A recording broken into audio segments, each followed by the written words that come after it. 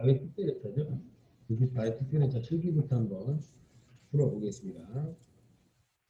1번 문제 뭐 이런 것들이 이제 할 수 있죠. 1번 문제는 거래처 등록 20점짜리는 맞추는 거는 당연히 중요하지만 최대한 빨리 풀어주셔야 돼요. 그래서 뒤에 조금 시간을 좀 버텨야 됩니다. 그리고 보니까 여러분 일반 회사죠. 일반 회사이기 때문에 거래처 코드에다가 1355번 쓰시고 회사 이름은 주식회사 운영상호다. 유형은 매출, 사업자 번호 14081-21428, 대표자 성명은 오은실, 업체 제조, 종목은 통영가전, 구조는 오른쪽이나 밑에다가 경기 신형 정황대로 2330172 이렇게 쓰시고 그냥 꺼버리면 되겠죠. 네, 최대한 빨리 이번 입력을 좀 해주셔야 되고, 그 다음에 2번 문제 지금 적유를 등록하라는 문제입니다. 그러면 거래처 등록 바로 밑에 적유 등록이라고 있을 겁니다.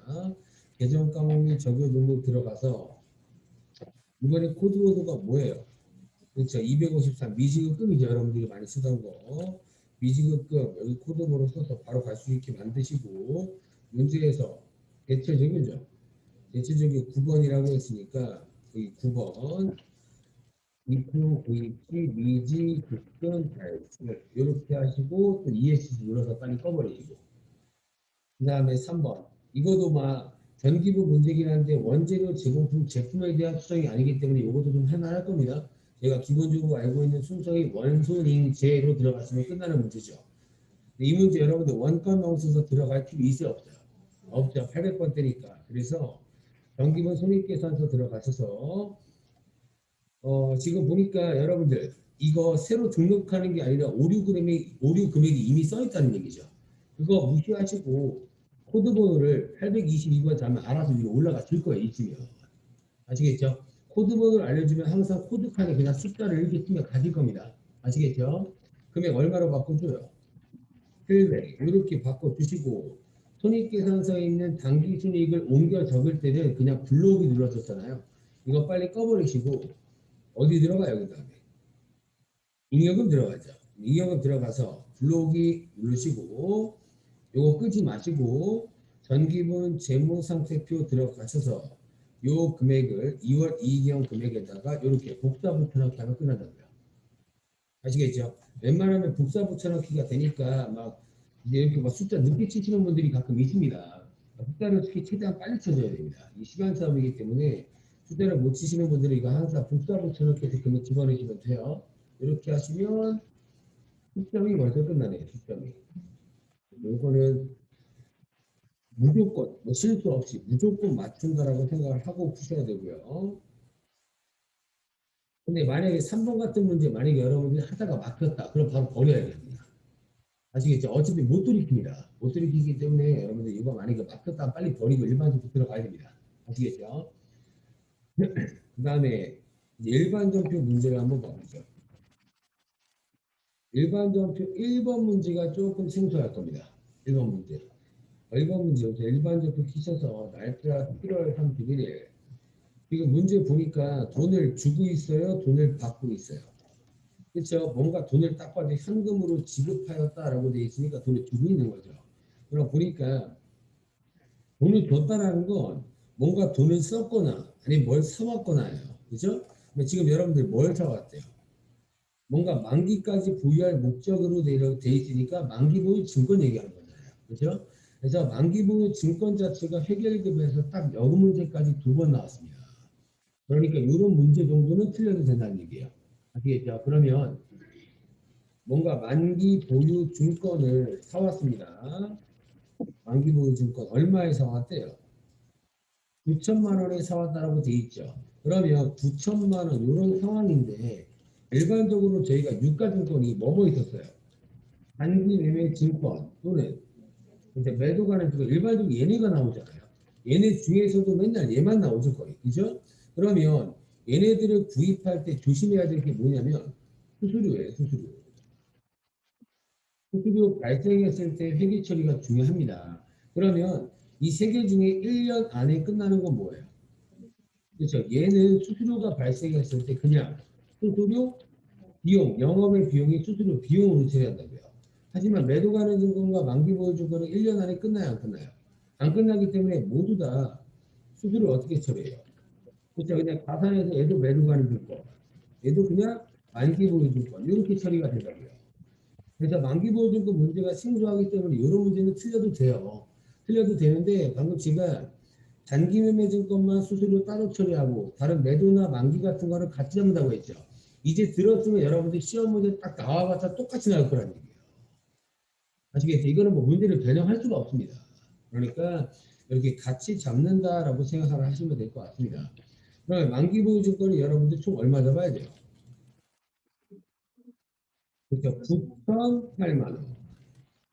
이렇게 잡아주시면 되겠죠. 수수료까지. 돈을 한 번에 줬어요? 나눠서 줬어요? 나눠서 9천만 원은 뭘로 지급했대요? 강좌수수료 만약에 취득했으니까 뭐예요? 강좌이금 요 문제 많이 풀어봤었죠? 강좌이금 금액은 9천만 원. 나머지 수수료는 뭘로 줬대요? 현금, 대변의 현금 8만 원. 이렇게 분기하시면 될 거고 그리고 매도 가능 증권이든 만기 보유 증권이든 여러분들이 만약에 코드 번호를 치시면 계정 과목을 치시면 항상 코드 번호가 두 개씩 나올 거예요. 매도 가능 증권도 두 개 나올 거고 만기 보유 증권도 두 개 나옵니다. 근데 일반적으로 여러분들이 알고 있는 거 매도 가능 증권 만기 보유 증권은 1년 안에 처분해야 안 해요. 안 하는 비유동 자산이기 때문에 무조건 번호 큰 거 쓴다 생각하시면 돼요. 아시겠죠? 번호 두 개 있지만 무조건 큰 겁니다. 그래서 만기 보유 증권을 이렇게 잡더라도 무조건 큰 거 181번을 처리하시면 된다는 얘기예요. 181번. 그리고 최소한 지금 시험 문제가 20년도 시험 문제고 만기일이 25년도니까 뭔가 비유도가 되게 맞겠죠. 자, 코드 번호가 빠르면 빠를수록 현금화가 빠르다. 그래서 현금이 101번이라고 했잖아요. 그렇죠? 그래서 통장들이 100이 103이고. 그래서 일반적으로 코드 번호가 느릴수록 비효동 자산에 속해 있는 겁니다. 큰 번호로 무조건 쓰신다고 생각하시면 되고 금액은 9천 얼마죠? 9,008만 원. 그렇죠? 그리고 대변에 당좌예금으로 9천, 나머지는 현금. 이렇게 분기해 주시면 되겠죠. 이 문제는 네, 틀려도 될 것 같습니다. 제 생각에. 제 생각에 이 정도 문제는 조금 어렵지 않나 생각합니다. 그 다음에 2번 문제. 날짜 9월 1일자. 지금 보니까 이번에 뭔가 보통예금이라는 개정 과목이 나왔죠. 보통예금이 증가되어 감소돼요. 그래서 입금됐으니까 뭔가 딱 봐도 증가는 될 거 아니에요. 그러면 하변에 보통예금부터 2억을 먼저 잡고 시작하시면 되겠죠. 그렇죠? 2억 잡고 이거 돈을 보통예금이 증가된 이유가 대표적으로 두 가지예요. 뭔가 돈을 벌어서 대변에 수익이 발생되거나 아니면 돈을 빌렸거나 아니면 돈을 받았거나 이런 경우들이에요. 지금 보니까 뭐 하고 있어요? 대출 받았다. 대출. 맞아요? 대출 받았으면 결국에 부채가 생겨야 될 거 아니에요? 대변에 뭐예요? 그냥 단기 차입금인 거예요. 단기 차입금. 그래서 10개월 만기잖아요. 그렇죠? 그래서 단기 차입금. 누구한테 갚아야 돼요? 시민은행까지.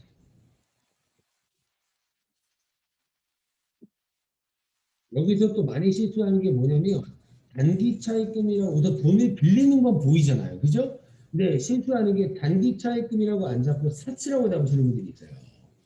근데 사치라는 개정 과목을 쓸 때는 문제 자체에서 사치라는 단어가 무조건 나와요. 아시겠죠? 그리고 일반적으로 지금 여러분들 회사한테 돈을 빌렸어요? 은행한테 빌렸어요? 은행 같은 금융기관한테 돈을 빌릴 때는 단기 차입금이라고 표현한다고요. 일반 회사한테 빌릴 때가 사치예요. 아시겠죠? 그런 거 구분하기 힘드니까 문제에서 사치라는 단어가 없으면 사치의 개정 과목을 절대 안 쓴다는 얘기예요. 아시겠죠? 그래서 이런 식으로 돈을 빌렸구나만 판단하시면 풀 수 있는 문제가 되겠습니다. 그 다음에 9월 15일자 이 문제도 조금 희한한 문제네요. 여러분들 장부상 현금 시제를 확인한 결과 장부자니까 실제 잔액이 다르죠. 이러면 뭘로 처리했어요? 현금가 부족이죠. 여러분들 지금 현금가 부족이라는 걸 발견한 거예요? 과거에 발견했던 걸 지금 원인을 찾고 있는 거예요? 네, 방금 확인한 겁니다. 그래서 현금 시제를 확인한 결과라고 얘기했잖아요. 그리고 또 하나 더 제가 현금가 부족이라는 계정 과목은 반드시 언제까지는 없애라고 했어요. 결산까지면 결산 문제에서는 없애는 거라고요. 지금은 확인한 거고. 되나요? 그걸 여러분들이 판단하실 줄 아셔야 됩니다. 그러면 잔고 잔액이라는 게 있고 실제 현금 잔고라는 게 있네요. 지금 잔고 잔액, 실제 현금 잔액. 잔고 잔액보다 실제 현금 잔고가 8만 원이 더 많다라고 돼 있죠. 그럼 뭔가 이게 많다라는 얘기잖아요. 얼마 많다고요? 8만 원. 이런 상황이죠. 그러면 현금이라는 계정값, 제가 여러분들 이거 공부할 때 얘기했지만 장부상 금액으로 맞춰요? 실제 갖고 있는 걸로 맞춰요? 네, 실제 갖고 있는 겁니다. 그렇죠? 장부 금액으로 맞출 거면 8만 원 여러분들이 막 지갑에 넣을 거 아니잖아요. 항상 실제 갖고 있는 금액만큼 장부에다가 표현을 해줘야 된다고요.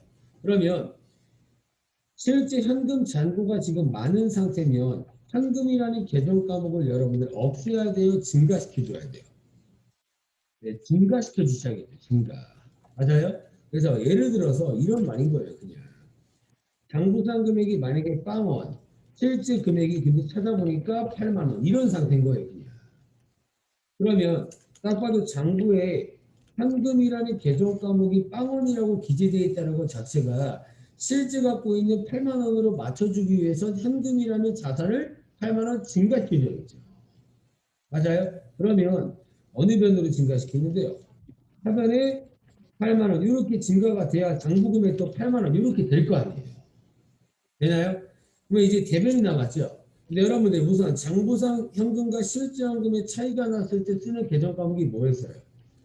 그래서 여기 현금과 부족 8만 원 이렇게 분기가 되는 겁니다. 이 상황에서 결산이 되면 차변으로 현금과 부족이 8만 원 없어지고 대변에 답 이익 8만 원 이렇게 분기가 되는 거고요. 되나요? 그래서 일반적인 여러분들 시험 문제는 저번에 풀어봤던 것처럼 이게 나왔잖아요. 그렇죠? 이게 나왔고 이게 나온 경우는 굉장히 드문 겁니다. 아시겠죠? 그래서 결산 때는 절대 현금가 부족을 없앨 필요는 없다고요. 지금 발견한 겁니다. 차이 있네 이런 식으로. 그렇게만 판단해 주시면 되겠습니다. 그래서 이 문제도 어렵긴 한데 그래도 이 문제는 연습을 좀 많이 해봤으니까 이제부터라도 반드시 좀 맞춰 주셔야 됩니다. 이거. 그래서 차변에 현금 8만 원, 대변에 현금과 부족 8만 원.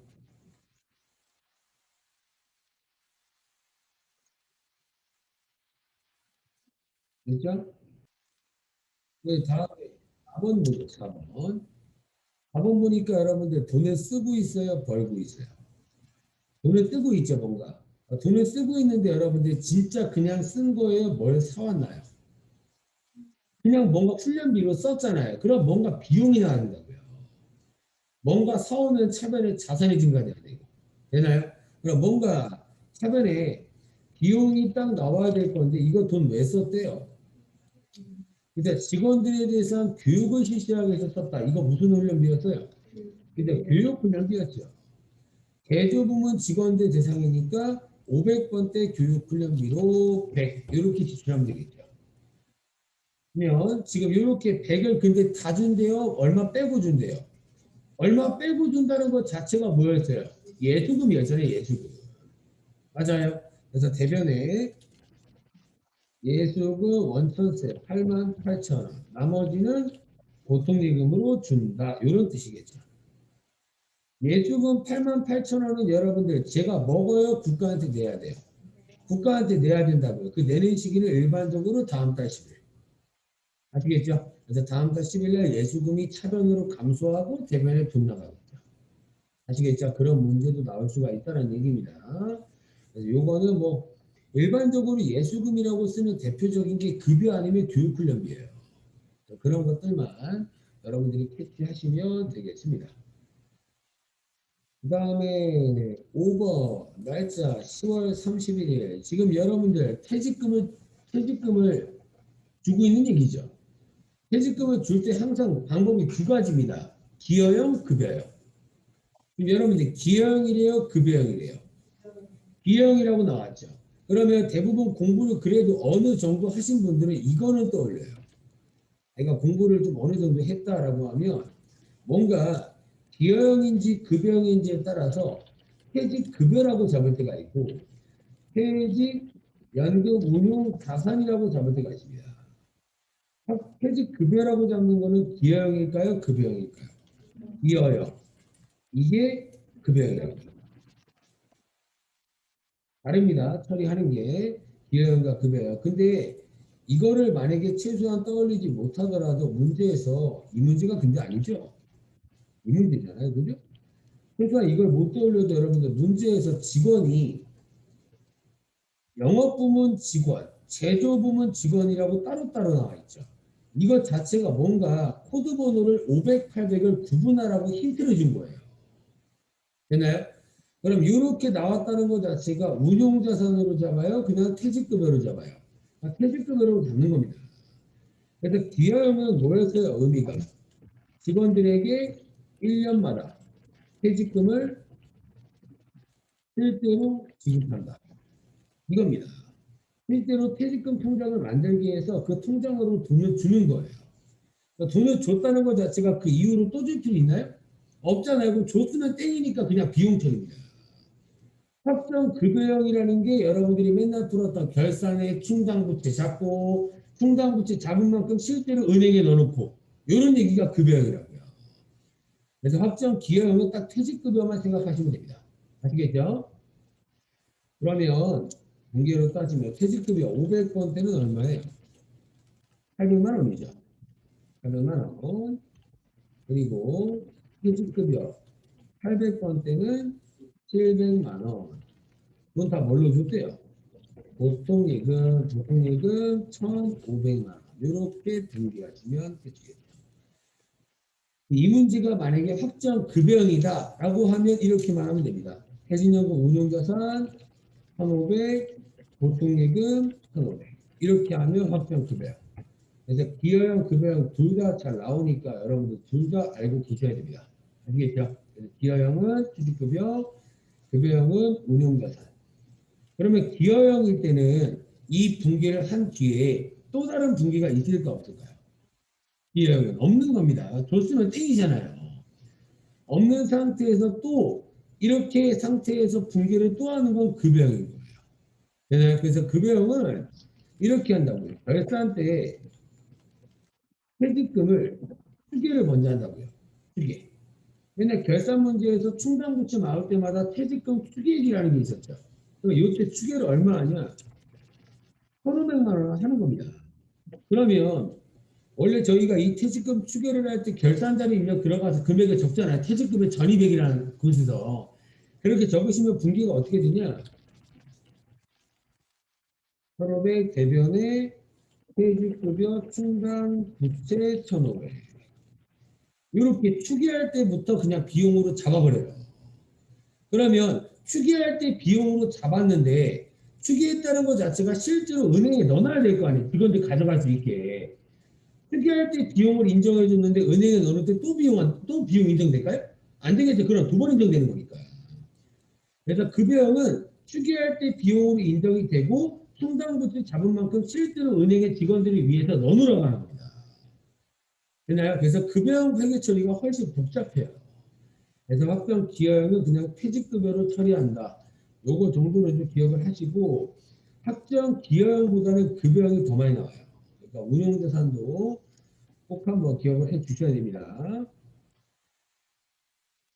그러면 여기 중개를 써보면 사변의 퇴직급여 500번대가 800, 사변의 퇴직급여 800번대는 700 대변의 보통예금. 이렇게 해주시면 끝이고 그 다음에 6번. 6번 여러분들 돈 주고 있어요? 받고 있어요? 그죠? 또 당좌표를 발행하여 지급하였다 또 나왔죠. 그러면 대변에 뭐부터 감소시켜요? 당좌이익을.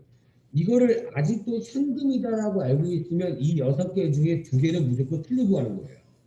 그렇죠? 똑같은 게 두 개 나왔으니까. 금액은 2천.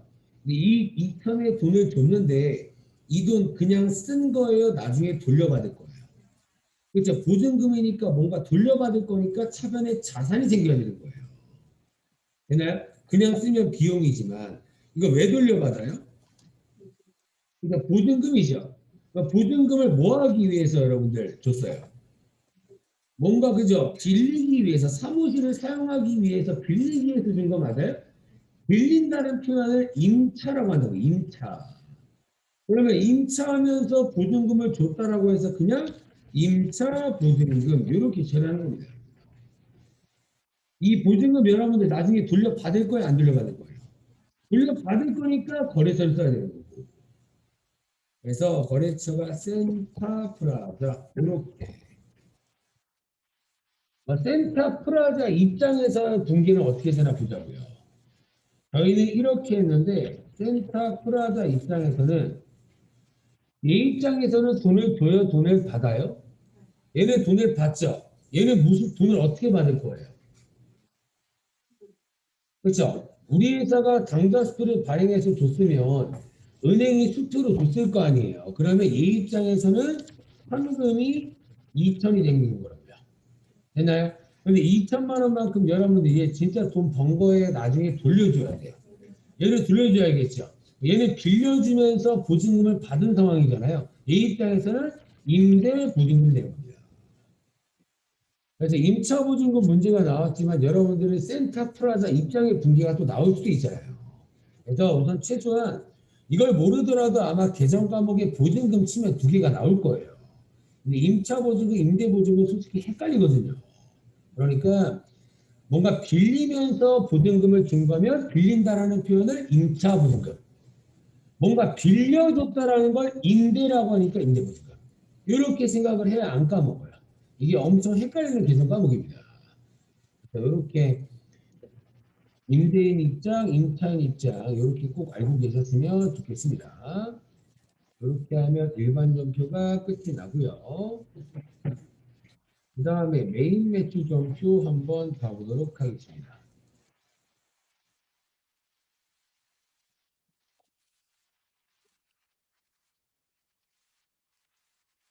메인 매출 점표 1번. 1번 증빙 뭐 발급받았대요? 현금 영수증 발급받았다라고 되어 있네요. 그러면 부가세 유형은 몇 번일까요? 그렇죠. 61번. 맞아요. 61 현금과세 매입이죠. 요거 현금 영수증 받은 거니까. 품목은 원재료. 공급가일란에 여러분들 얼마 쓰면 돼요? 770. 그죠? 770을 쓰시면 이쁘게 나눠지겠죠? 어디서 구입했대요? 서부산업. 그리고 여러분들 지금 요 상태에서 분기유형을 1번 현금 잡으면 큰일 납니다. 현금 주는 게 아니라 보통요금에서 지급했잖아요. 이럴 때는 혼합을 잡아야 된다고요. 대변의 보통요금 이런 식으로 이렇게 하시면 됩니다. 이거 현금 영수증이라고 무조건 현금 아닙니다. 이렇게 하시면 되고 그 다음에 2번 9월 1일 2번이 여러분들 증빙 뭐예요? 이제 계산서니까 면세예요, 과세예요? 면세. 맞아요. 전자계산서를 받았다라고 되어 있으니까 5, 3 면세 매입이죠. 5, 3 면세 매입. 뭐 샀대요? 하하. 금액은 99,000원짜리라고 되어 있습니다. 거래처 누구한테 구입했어요? 하은. 그렇죠. 하은. 전자하고 체크하시고 분계 유형 몇 번 잡는 게 편할까요? 그렇죠. 여러분들 보세요. 이게 여러분들 제가 이렇게 외상을 잡잖아요. 이거 어차피 돈 나중에 줄 거죠. 외상이라고 잡으면 여러분들 저희가 맨날 3번 할 때마다 차변에 원재료 뜨죠. 그래서 외상이라고 잡으면 원재료를 구입한 줄 알고 외상 매입금 잡혀요. 아시겠죠? 그러니까 이런 것들이 여러분들이 편하신 대로 하세요. 근데 웬만하면 현금 또는 수출 아니면 그냥 3번 잡으세요. 아시겠죠? 차변에 원재료가 아니라 이거 화환을 왜 사준 거예요? 그렇죠. 우리 회사 직원이니까. 복리후생비죠. 그렇죠. 우리 회사 직원이니까. 차변에 복리후생비 800번 뜨겠죠. 영업부 직원이니까 대변에 뭐예요? 미지급금 이렇게 처리해 주시면 되겠죠.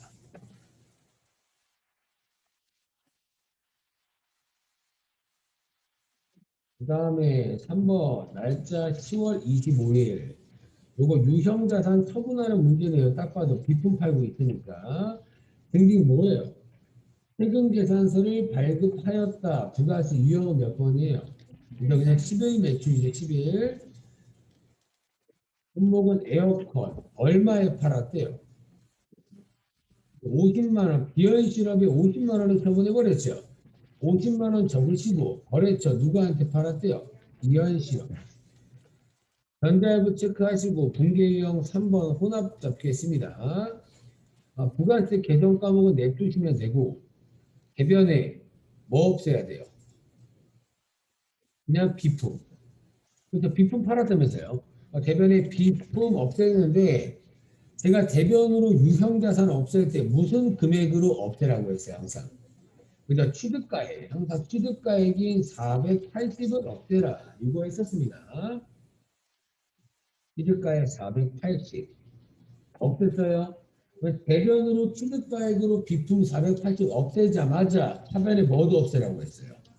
그렇죠? 감가상각 무게. 코드번호 하나 차이 나니까 213번이 되겠죠? 무게액은 얼마 있대요? 265만 원. 265만 원. 맞아요. 이 문제 이제 이렇게까지는 칠 수 있겠죠. 이렇게까지 치신 다음에 가장 문제 빨리 푸는 게 어떻게 푸냐? 지금 여러분들 에어컨 팔고 돈 뭘로 받을 거예요? 현금으로 영수할 때 현금으로 받았다는 뜻이잖아요. 현금으로 얼마 받을 거예요? 그렇죠. 부가세 포함 5만 원까지 해서 55만 원 받을 거 맞아요? 그러면 여기다가 차변에 55만 차변에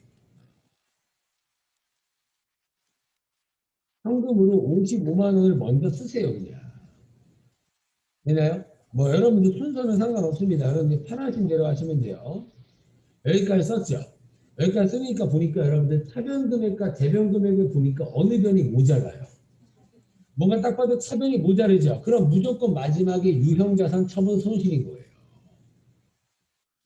아시겠죠? 그래서 차변에 유형자산 처분 손실 165만 원 이렇게 잡으면 되는 겁니다.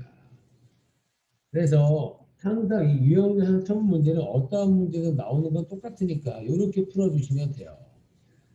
제가 옛날에 풀 때는 어떻게 풀었어요?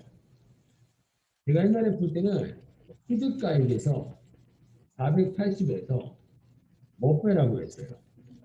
무게에 265만 원을 빼서 이거를 제가 한번 빼보면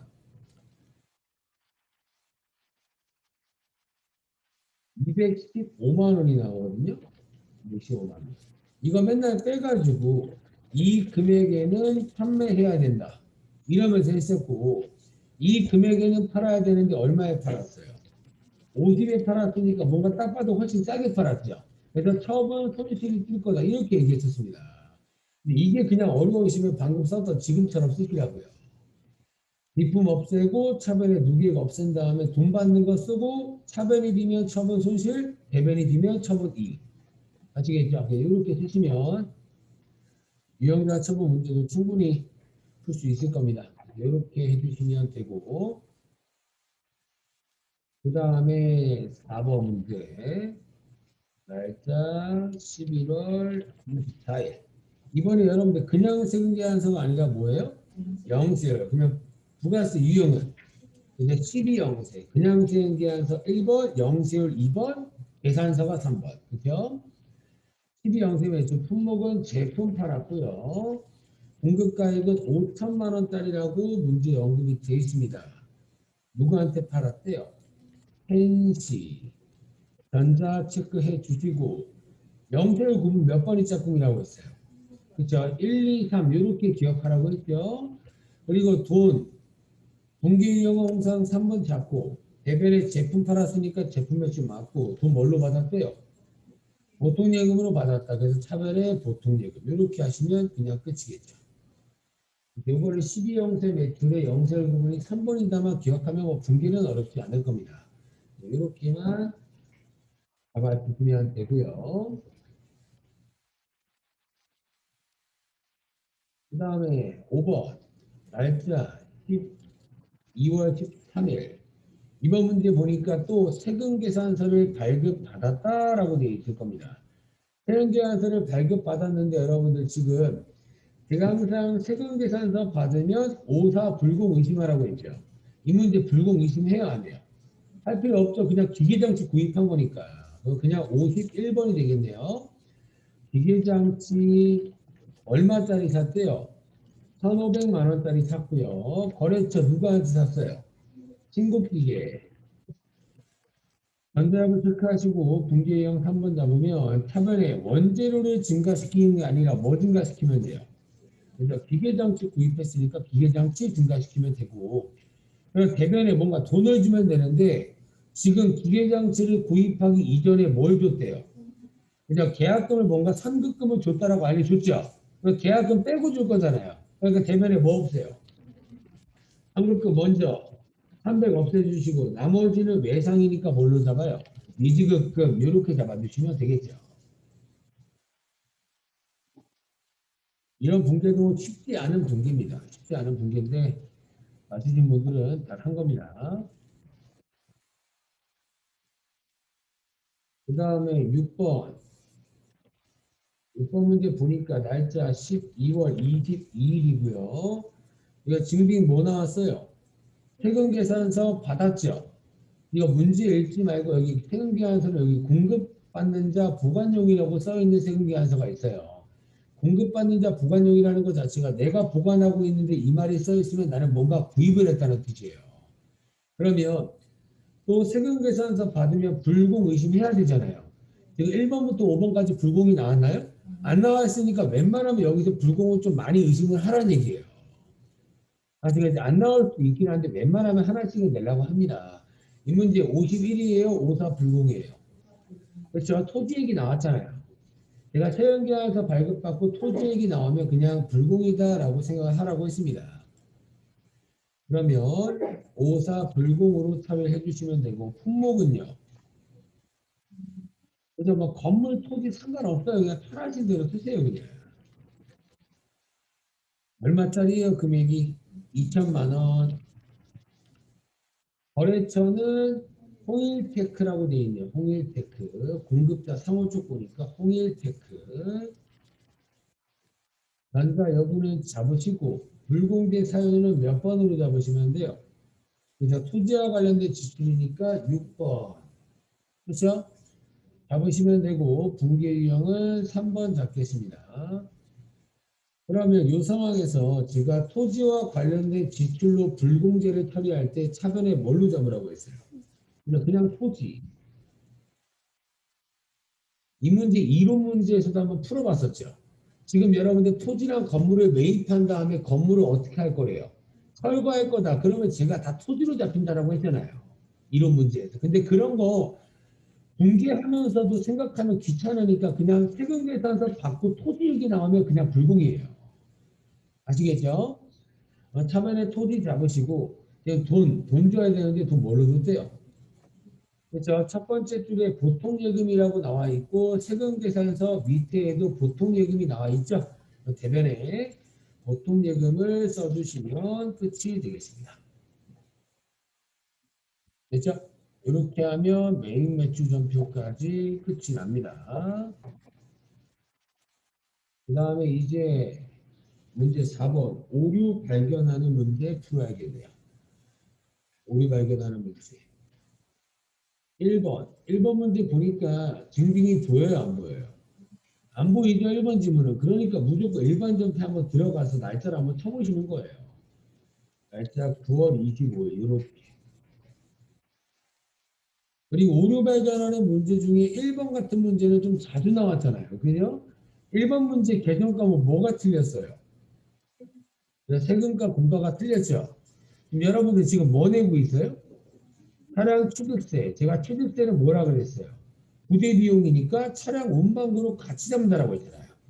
차변의 세금과 공과금을 차량 운반금으로 바꿔주시면 그냥 끝인 거예요. 이 문제는. 그냥 이 문제는 좀 많이 나왔던 문제니까 꼭 맞춰주셔야 될 것 같습니다. 그 다음에 오류 발견하는 문제, 2번 문제, 증빙 뭐가 보여요? 세금계산서 보이세요? 그러면 세금계산서 있다는 것 자체가 뭔가 메인 매출점표 입력이 돼 있어야 되겠죠.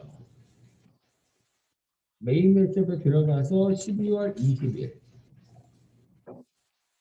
여러분 여기 보시면 과세라고 되어 있는 게 파란색이에요? 빨간색이에요?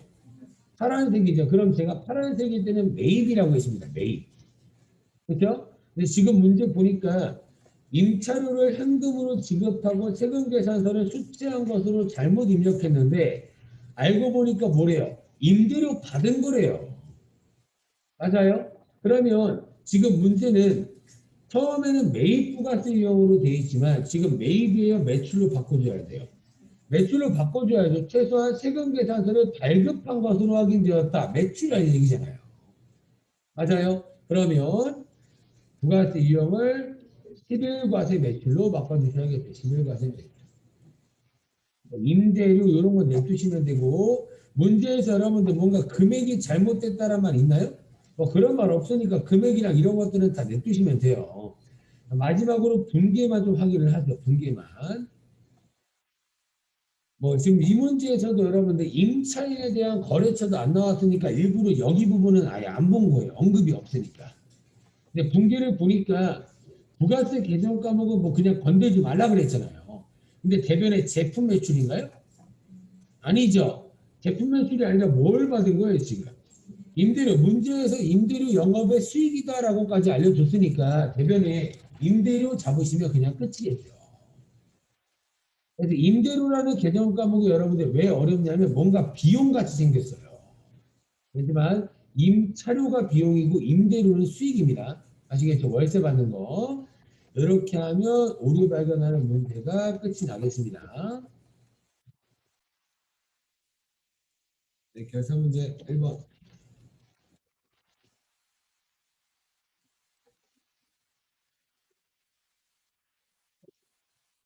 이번 문제. 지금 지난 4월 15일 날 영업관리팀에서 사용할 A병지를 구입하고요. 전에 뭘로 처리했대요? 소모품이라는 자산, 그렇죠? 4월 15일 날 뭔가 소모품이라는 자산으로 얼마, 돈 얼마 이렇게 구입을 했다는 얘기잖아요. 근데 지금 여러분이 이 문제에서 얼마어치 구입했대요? 1000박스에 한 박스당 2만 원이죠. 그래서 그러면 총 얼마어치 구입했어요? 2천만 원이겠네. 2천만 원. 2천만 원. 이렇게 구입을 했었다라고 파악할 수 있을 겁니다. 근데 지금 보니까 12월 31일 날 기말한제 재고자산 재고조사 결과 남아있는 것은 10박스임을 확인하였다. 100박스라는 거 확인하였다고 돼 있죠. 그러니까 결국에 1000박스 중에 몇 박스는 사용한 거예요? 이제 900. 맞아요? 900만큼 900박스만큼은 사용했기 때문에 뭘로 인정받을 수 있어요? 소모품 B. 맞아요? 그러면 차근에 사용액만큼은 소모품 B라는 비용으로 인정을 받겠죠. 그 금액은 얼마예요? 1,800만 원. 그러니까 900박스에 2만 원 곱하면 될 거 아니에요. 그렇죠? 그리고 대변에 비용 인정 받았으니까 뭐 없애야 돼요? 대변으로. 소모품도 없애주시면 되겠죠. 몇 박스라고 막 이렇게 복잡하게 되어 있지만 뜯어보면 간단한 문제입니다. 차변에 소모품 B 몇 번째요? 800번째죠. 영업관리팀이니까 1800 대변에 소모품도 없애주시면 되겠죠. 이렇게 하면 1번은 끝이고요. 그 다음에 2번. 이번 결산 문제에서 환율이 나왔죠. 몇 글자 떠올리라고 했어요? 6글자 떠올리라고 했습니다. 매사 환산 이익분을 매사 환산 손실. 얘네를 떠올리라고 말씀을 드렸고 제가 이거 어저께도 얘기했죠. 이 외상매입금이라는 개정 과목이 지금 이렇게 잡혀 있는 얘기잖아요. 지금. 그죠? 이렇게 잡혀 있을 때 제가 항상 10,000달러에다가 그냥 뭐 곱하라 그랬어요.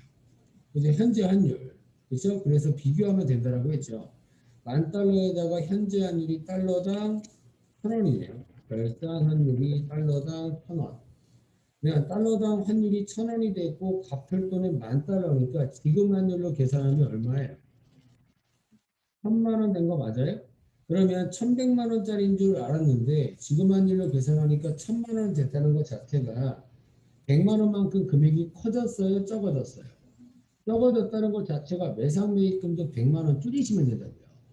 그러면 매상매입금 어느 변으로 줄여요?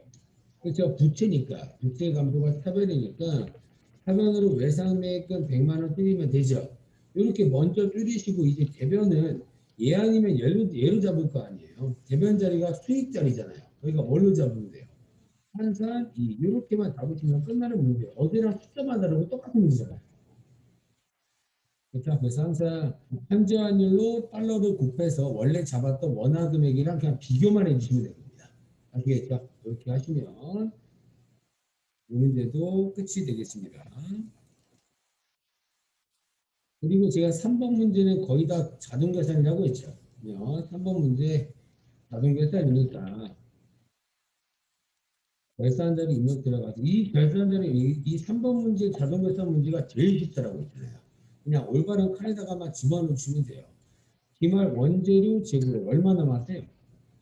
430만 원어치 남았다라고 되어 있는 상황이고 그다음 밑으로 내리시면 기말 제공품은 얼마 남았어요?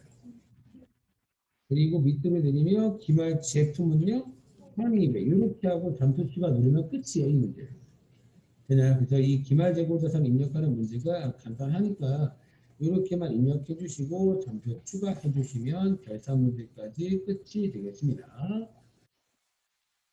되죠? 그 다음에 도해 문제.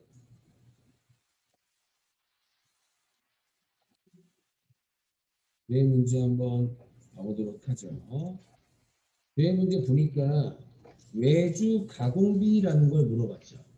외주 가공비라는 계정 과목 여러분들 뭐 쓴 적도 없어요. 그렇죠? 분기에서는 나오기 굉장히 드문 계정 과목이니까 이 문제를 풀기 위해서 그냥 이런 계정 과목이 있구나라고 생각하시면 되고 외주 가공비가 여러분들 어떨 때 쓰는 계정 과목일까요?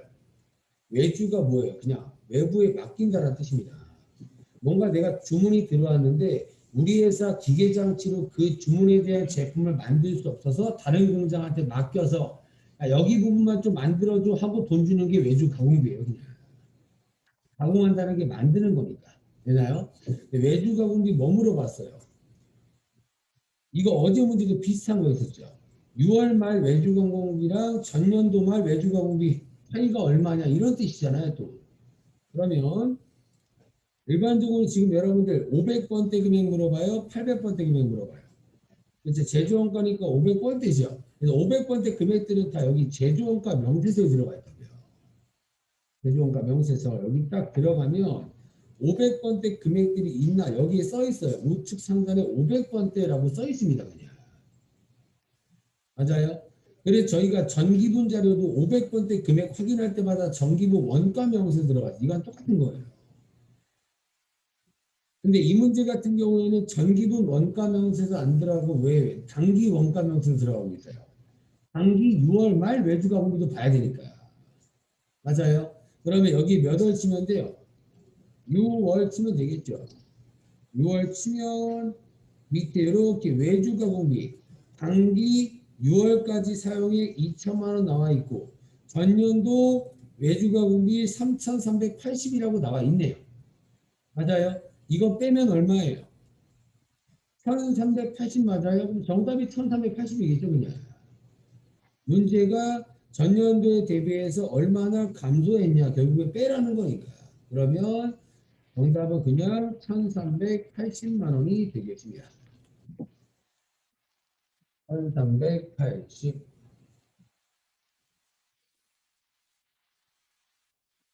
됐죠? 그 다음에 2번. 여러분들 거래처한테 지급한 외상매입금 얼마냐라고 물어봤잖아요. 그죠? 그럼 여러분들 일반적으로 제가 거래처와의 금액을 확인할 때는 여러분들 어디 들어가라고 했어요? 이제 거래처 원장을 제가 들어가라고 말씀을 드렸습니다. 그러면 거래처 원장 들어가셔서 5월 중이라고 했으니까 5월이 몇 월 며칠부터 몇 월 며칠이에요? 5월 1일부터 5월 31일. 개정 과목은 외상 매입금 물어봤고요. 거래처는 광명상사 물어봤네요. 외상매입금을 지급한 게 얼마냐 물어봤죠. 외상매입금을 갚으면 지급했다면 외상매입금을 더 증가시켜요? 없어요? 그죠? 갚을 때마다 외상매입금 부채 없애잖아요. 어느 변으로요? 하변. 그러면 이게 지급액이겠죠. 650만 원. 되나요? 이렇게 확인해도 되고 어차피 이렇게 확인해도 된다고요. 그냥 일반 전표 키셔서 5월 물어봤죠. 그러면 여기다가 5월 치고 엔터 그냥 치면 누구한테 갚은 거 물어봤어요. 뭔가 광명상사 찾으면 광명상사 지금 650 이렇게 뜨잖아요. 근데 어차피 그냥 결국에 분계를 물어본 거잖아요. 분계. 그래서 여러분들 방법은 여러 가지 있으니까 여러분들이 편하신 방법으로 쓰시면 돼요. 아시겠죠? 하지만 그냥 이렇게 전표 이렇게 확인하는 것보단 거래처에 대한 뭔가 얼마 갚았고 얼마 갚아야 되고 이런 것들은 그냥 거래처 원장 들어가서 확인한다. 그렇게 기억하는 게 조금 더 좋긴 합니다. 650만 원이 정답이고 그 다음에 한번 부가가치세 물어봤죠. 제가 부가가치세 물어볼 때는 가장 먼저 들어가는 게 어디라 그랬어요? 신고서 여기 우선 들어가고 보는 겁니다. 문제에서 여러분들 조회할 거를 지금 두 개나 물어봤네요. 1분기도 조회하고 2분기도 조회하라고 되어 있죠. 근데 1분기부터 한번 들어가 보죠. 1월부터 3월 들어가서 1분기 뭐 물어봤어요? 문제에서 과세표준 합계 물어봤죠. 과세표준이 여기 빨간 색깔에 친절하게 과세표준이라고 되어 있잖아요. 여기가 과세표준, 오른쪽이 부가세라고요. 근데 1월부터 3월에 과세표준 합계가 몇 번에 써 있어요? 9번에 합계라고 써 있어요. 그렇죠? 9번의 과세표준 합계 얼마예요? 2억 1,454만 6천 원. 이게 2억 과세표준 합계가 되겠죠, 그냥. 맞아요. 그러면 시험지에 써서 214, 546, 000 이렇게 써보고 1분기. 그 다음에 2분기도 물어봤죠. 2분기도 물어봤으니까 여러분들이 날짜 조회하셔서 신고서 들어가셔서 4월부터 6월 조회하시고 이때도 과세표준 합계가 9번일 거 아니에요? 184, 546, 000이라고 되어 있죠. 그러면 184, 546, 000 이거 빼버리면 얼마 나와요? 3천만 원 나오겠네요. 문제에서 양수로 표시할 것이라고 되어 있으니까 그냥 3, 6턴 이렇게 쓰시면 되겠다. 되나요? 그래서 이렇게 하시면 조회 문제 3개도 끝나기 때문에 이거 3개를 이제 프로 문제 시험지에다가 다 적으셨으면 이론 문제 답안 작성 들어가서 여기에다가 차곡차곡 80, 650, 3천 이렇게 적고 이제 시험지 1번부터 이론을 푸시면 되는 겁니다. 아시겠죠? 이렇게 풀어주시면 되겠습니다. 여기까지가 94회 특별회차 실기 문제입니다.